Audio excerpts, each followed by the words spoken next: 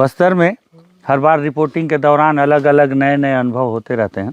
हालांकि रोज़ रोज़ होते होते अब मैं इन सब चीज़ों का आदी हो गया हूँ, लेकिन लगता है हर एक रिपोर्टिंग के दौरान किस तरह का अनुभव रहा और बस्तर के अंदरूनी इलाकों की रिपोर्टिंग कितनी आसान होती है या कठिनाई वाली होती है, ये दर्शकों को भी दिखाना चाहिए। इसलिए छोटे छोटे वीडियो ऐसे भी तैयार कर लेता हूँ। तो आज ये जो वीडियो मैं बना रहा हूँ ये रेकावया गांव के पास है। डूंगा गांव है ना, डूंगा पंचायत का है। हाँ, गोटपाल, गोटपारा है, ये गोटपारा में है। और 2 दिन पहले यहाँ मुठभेड़ हुई, वो पीछे पहाड़ी के ऊपर में। और उस पहाड़ी के ऊपर जब मुठभेड़ हुई तो उसमें 8 माओवादी मारे गए, हथियार बरामद हुआ और 1-2 जगह पे कुछ गांव वालों को गोली लग गई। तो इसकी ग्राउंड रिपोर्ट करने पहुंचा। आज मेरे साथ थोड़ा धोखा हो गया भोजन को लेके। असल में जब भी मैं इंद्रावती नदी पार करता हूं तो नदी पार करने के बाद वहां आंदोलन में बैठे जो आदिवासी हैं वहां जाके बैठ जाता हूं, बोलता हूं भैया कुछ खाने के लिए है, तो वो लोग हमेशा मुझे खाना खिलाते हैं। आज जब आया तो बहुत सारे लोगों को पुलिस उठा के अपने साथ लेके गई इस मुठभेड़ के दौरान, और अपने साथ लेके गई तो उनके लिए बहुत सारे गांव वाले भी गए हुए हैं। और वो गांव वाले नदी के उस पार भैरमगढ़ तरफ थे, तो उनके खाने पीने की व्यवस्था थी नहीं।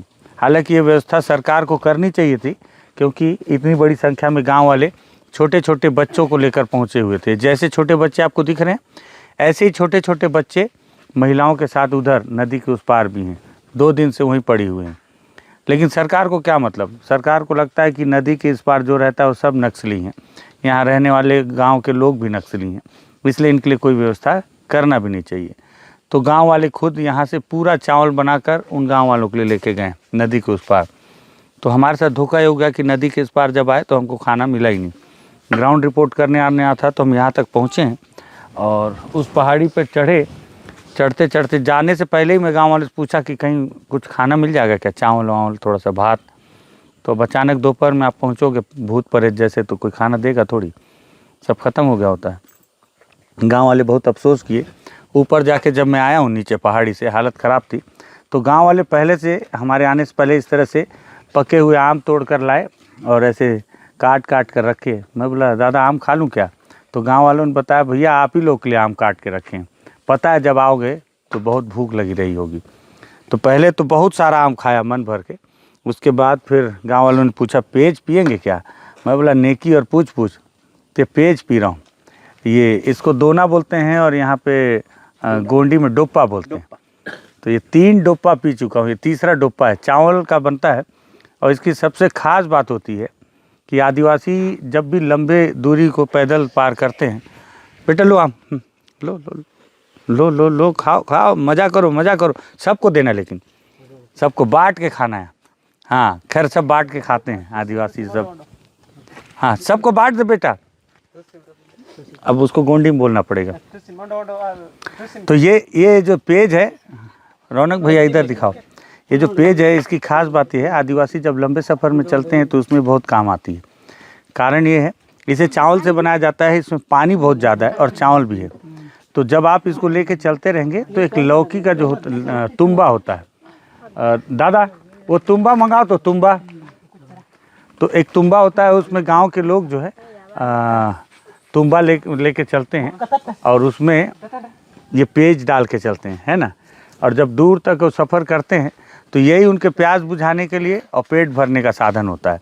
इसको जब आप पी लेंगे तो आपके शरीर में ना नमक की कमी होगी, ना पानी की कमी होगी और ना ही आपको भूख लगेगी, क्योंकि इसमें चावल भी है, इसमें पानी भी है और इसमें आप नमक साथ में लेके चलते हैं।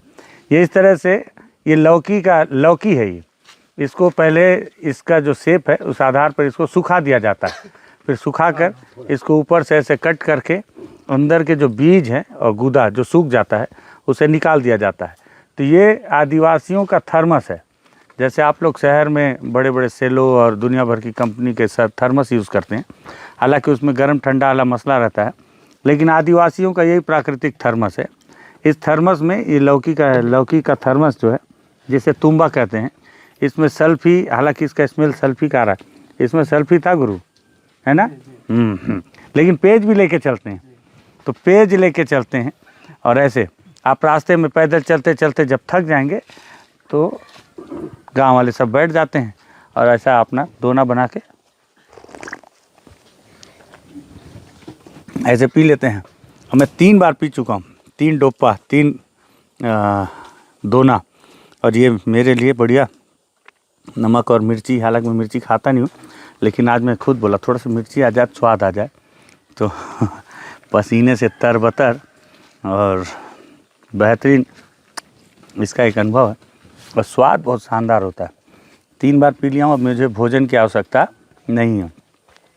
भोजन का इसमें चावल है ही। तो ये गाँव वालों की मेहमान नवाजी है, हर जगह पे अलग अलग। और एक चीज़ और बताऊँ, रास्ते में आ रहा था, जब मेरे चेहरे को गांव वालों ने देखा कि भूख से हलाकान परेशान हूँ, तो उन्होंने रास्ते में एक जगह तेंदुपत्ता इकट्ठा कर रहे ग्रामीणों के पास युवक ने कहा कि भैया मर जाएंगे भूख से, इनके लिए कुछ खाना वाना बना देना। तो अभी वापस जाएंगे तो वहाँ पे भी खाना बना होगा, लेकिन अभी स्थिति नहीं थी मेरी भूख बर्दाश्त करने की। तो ये पेज पिया जा रहा है।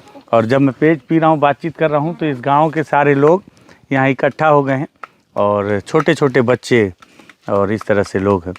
तो दादा 2 मिनट आओ तो इधर, थोड़ा सा आपसे मेहमान नवाजी के साथ साथ बातचीत भी हो जाए ना रौनक, पेज के साथ साथ। बैठो दादा,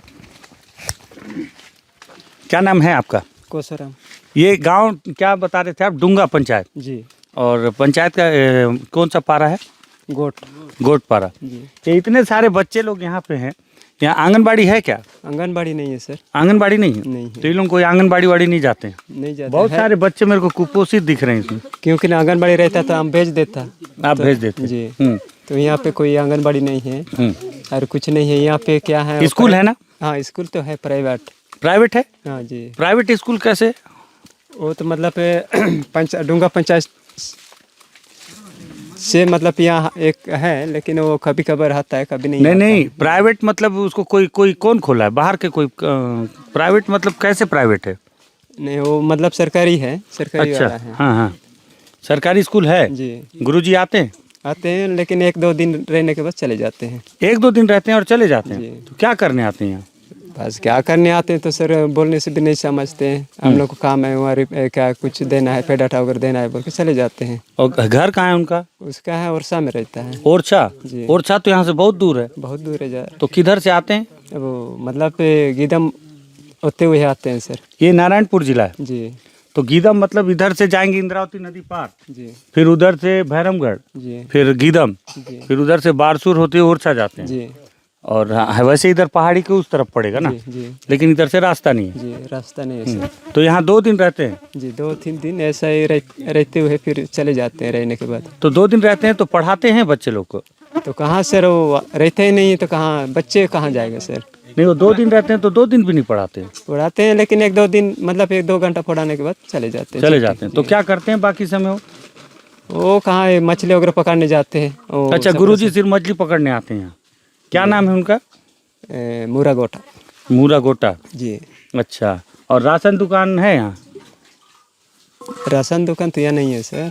अच्छा, रेखा वया यहीं आसपास है ना? जी। तो आप लोग तो पहले ओरछा जाते रहे चावल लेने? जी। जी। और अब कहाँ जाते हो? अभी उस पर ही में जाता हूँ। उस पर ही, नदी पार इंद्रावती? जी। तो कौन सा ज़्यादा आसान है, उस पर ही जाना कि ओरछा जाना? नहीं, ओरछा में ज़्यादा है सर। कठिन था? जी। कितना समय लगता रहा ओरछा से चावल तो 2 दिन लगेगा सर।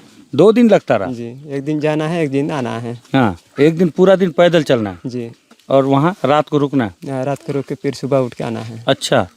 और अब 1 दिन में आ जाते हो इधर? जी। उस पर ही? यहाँ तो आज पहुँचने होता है सर। यहाँ से सुबह निकलना है, 12-1 बजे पहुँचना है, फिर शाम को यहाँ घर पहुँचना है। अच्छा, 1 दिन में जाके आ जाना? जी। और जैसे यहाँ कोई बीमार उमार हो जाता है तो कैसे करते हो? बीमार उमार आ जाएगा तो ही कहीं हॉस्पिटल जंगल दवाई वगैरह देते हैं। वो सीरा मोड़ रहते हैं, वो फूकते हैं, दवाई देते हैं, वही काम करते हैं सर। सिरा से ठीक होता है दादा? होता है सर, दवाई वगैरह जड़ी बूटी देते हैं तो ठीक हो जाता है? जी। आप पढ़ाई वढ़ाई की हो? मैं किया हूँ सर। कहाँ तक? 8वीं तक पढ़ा हूँ। आगे क्यों नहीं पढ़े? नहीं, माँ पिताजी मर गए इसलिए छोड़ दिया हूँ। कैसे खत्म हो गए? तो बीमार से खत्म हो गया। अच्छा, वो भी बीमारी से? जी। तो ऐसा नहीं लगता यहाँ अस्पताल खुल जाए तो ठीक रहे? अस्पताल है क्या आसपास? अस्पताल यहाँ डूंगा में है सर, लेकिन वो तो पहले हुआ बोदेनर में मरे हैं सर, अभी वहाँ से यहाँ आया हूँ मैं। अच्छा, तो अभी ये जो अस्पताल है उसमें दवाई ववाई मिलता है? मिलता है लेकिन दवाई अस्पताल में नहीं है सर। हॉस्पिटल में दवाई नहीं रहता? नहीं है। तो डॉक्टर नर्स लोग आते हैं कि नहीं? आते हैं लेकिन थोड़ा सा पकड़ के लाते हैं और उसके बाद खत्म होने के बाद चले जाते हैं। अच्छा, और बिल्डिंग है वहाँ? जी। ओह ठीक है। अच्छा, ये तेंदुपत्ता तोड़ते हो तो कहाँ, कौन खरीदता है उसको? वो मतलब वही लोग लेते हैं सर, ठेकेदार सरकार। फड़मुंशी? जी फड़मुंशी। महुआ हुआ? महुआ तो बाजार ले जाना पड़ता है सर। कौन खरीदता है? वही जो किलो बाटी लगाते हैं वो खरीदते हैं। और पैसा कमाने के लिए गांव वाले और क्या क्या काम करते हैं?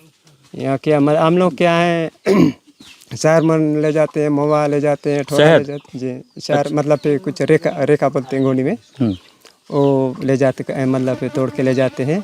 आम वगैरह रहेगा तो उसको फिर सुखा के ले जाना पड़ता है। अमचूर? जी। कहाँ बेचते हो अमचूर को? नहीं उस परी में सर। बाजार में? जी। वो सेठ लोग खरीदते हैं? जी। कितना में खरीदते हैं? वो मतलब टकते हैं कैसा क्या मालूम सर, मतलब 50 रुपया जैसा किलो। अच्छा, वो सुखाने के बाद? जी जी। और गांव में हैंडपंप है? हैंडपम्प तो नहीं है सर। मैं देख रहा था चूहा का पानी ला रहे थे सर। वही सुबह का पानी पीता हूँ सर। सब लोग? जी। तो पानी बरसात में कैसे करते हैं? तो फिर वही कहीं थोड़ा थोड़ा निकालता है वहाँ से, थोड़ा सा एक करके पीते हैं सर। उबाल के पीते हो? जी नहीं ऐसे पीता हूँ, ऐसे पी जाते जी। हैं? तो बीमार पड़ने नहीं होता पानी? नहीं होता सर, क्योंकि डेली मतलब ये साफ करना पड़ता है उसको। अच्छा। अच्छा, ये सरकार का और योजना लोग है, प्रधानमंत्री आवास योजना, ये सब, इसका लाभ मिलता है? किसी को मिला है उसका घर बनाने के लिए पैसा? नहीं सर नहीं। नहीं मिलता? नहीं। आप लोगों का राशन कार्ड है? राशन कार्ड, आधार कार्ड? आधार कार्ड है, राशन कार्ड है। हाँ, और वोटर आईडी कार्ड? वो नहीं है सर, मतलब जाता तो मिलता। तो वोट देने जाते हो कि नहीं? हम लोग कहाँ नहीं जाते हैं सर, मतलब दूर है। विधायक कौन है अभी आपका? विधायक नहीं मालूम सर इतना। आपको नहीं पता विधायक कौन है? केदार कश्यप का नाम सुने हो? नहीं। केदार कश्यप का नाम नहीं सुने हो? केदार कश्यप अभी नारायणपुर के विधायक हैं और छत्तीसगढ़ में मंत्री भी हैं। जी। तो रमन सिंह का नाम सुने हो? उसका तो सुना हूँ। हैं? सुना हूँ। और भूपेश बघेल का? उसका भी तो सुना हूँ। सुने? चंदन कश्यप का? उसका नहीं सुना हूँ। चंदन कश्यप नहीं सुने हो? पहले आपके वही विधायक थे, अभी केदार कश्यप हैं। कवासी लखमा का नाम सुने हो? सुना हो लेकिन इतना नहीं मालूम। अच्छा, नाम सुने हो? जी। ठीक है। सरपंच कौन है आपका? बातरा पे दे था ना, शर्मिला। शर्मिला? जी। आता कौन? और महिला है? महिला सर आती हैं? कभी कभार आती है सर, वो तो ओरछा में रहती है। कहाँ रहती हैं? ओरछा में रहती है। ओरछा? जी। तो कब आती हैं वो कभी मतलब खबर देने से आते हैं। खबर देने से आती हैं? तो उनको कैसे सरपंच चुन लिए जब वो यहाँ रहती नहीं है? तो नहीं मालूम सर कैसा, मतलब वहीं रहते हैं, उसका घर भी वहीं बनाए हैं तो इसलिए वहीं रहता है। तो उसको यहाँ का सरपंच कैसे बना दिए? तो पता नहीं सर, हम मतलब वही वाले बनाए होंगे। वोट देने जाते हो आप लोग सरपंच के लिए भी? कहाँ मतलब खबर नहीं मिला सर, कहाँ जाता मैं। अच्छा, आप लोगों को पता ही नहीं होता चुनाव है कब है क्या है? पता तो है लेकिन जाते नहीं, उतना दूर कहाँ जा पाऊंगा सर। कहाँ जाने बोलते हैं वोट देने के लिए? ओरछा कहाँ का बोलते होंगे, लेकिन वोट देने के लिए ओरछा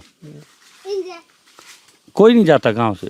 नहीं जाते हैं हम लोग। अच्छा ठीक। तो इधर आप लोग वोट देने जाते नहीं हो तो कोई नेता लोग आते भी नहीं है कि नहीं? यहाँ खाली कौन आते हैं? पुलिस वाले लोग? वो लोग तो आते हैं सर। और कोई नहीं आता सरकारी? एक तो गुरुजी आता है, वो भी मछली पकड़ने। जी। सचिव आता है गांव का? सचिव कभी कभार आता है। हाँ, क्या करने आता है? वो भी मछली पकड़ता है? वो तो मछली नहीं पकड़ते हैं। क्या नाम है सचिव का? क्या नाम है तो नहीं पता? बात पे दर मत होना। ठीक है। तो ये डूंगा पंचायत का एक मोहल्ला है और ये स्थिति है। पीछे पहाड़ी में बड़ी मुठभेड़ हुई थी।